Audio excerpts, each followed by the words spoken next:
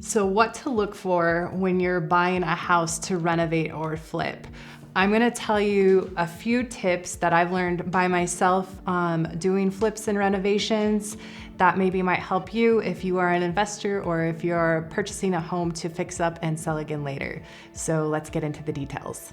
First and foremost, you're gonna wanna make sure that above and beyond pricing that you're looking for a few different things. You're gonna wanna make sure that it has a solid structure, like the bones of the house are really good. Even if it's older, sometimes you can have a really great structure in place, and that's really what's gonna matter when it comes down to everything. So the good bones is also gonna make sure that you have a good layout. Are you gonna have to tear down too many walls?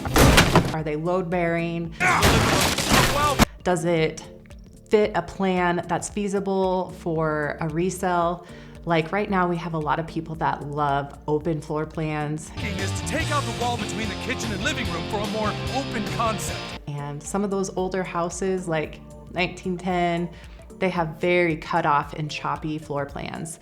The bedrooms, everything. So it means that you have to like go through and tear down a lot of walls, which isn't always the most cost effective.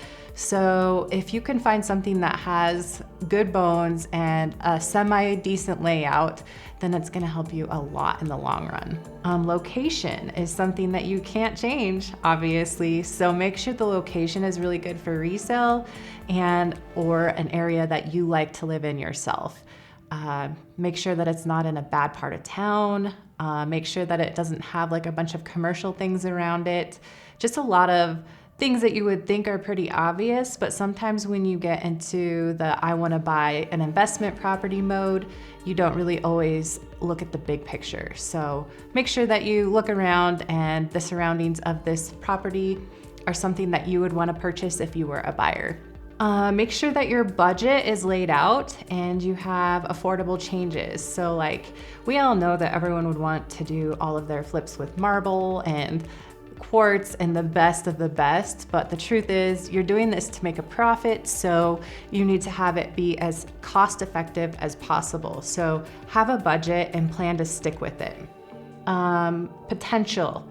I think this is the hardest part for people when they go to purchase a property that they're going to revamp, flip, or change how it's currently seen.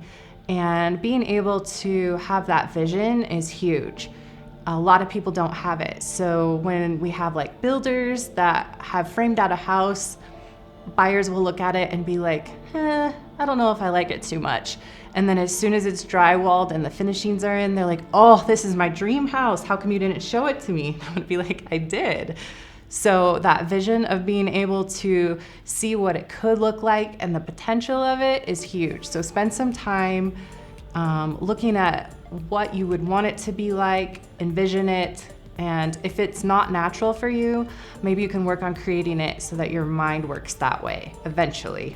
And then last but not least, make sure that what you're revising it for fits the codes, the rules, and the laws. Like if you have a really strict HOA and you are wanting to make a house into a daycare, it's gonna be tough. So make sure that you have checked with the city on their rules and regulations for the area on what you want to do, and make sure that you're all good to go. So that's just my quick rundown of what to look for when you're flipping a property. Maybe there's some other ones that I missed. If you can drop them in the comments, I'd read them on our next round, and we'll go through some more options on what to look for when you're buying a flip house.